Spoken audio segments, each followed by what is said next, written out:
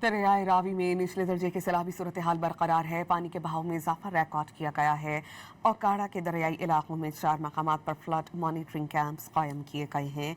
Deputy commissioner Mohammad इकराम ने मुताल्लिका इदारों को अलर्ट रहने की हिदायत जारी की हैं। डिप्टी कमिश्नर मोहम्मद का कहना है कि सैलाबी सूरत हाल से नबर्द आसमा होने के लिए तमाम मुमकिन इक़दाम किए जा रहे हैं। फिलहाल निचले दर्जे की सैलाबी सूरत हाल में हालात कंट्रोल में हैं।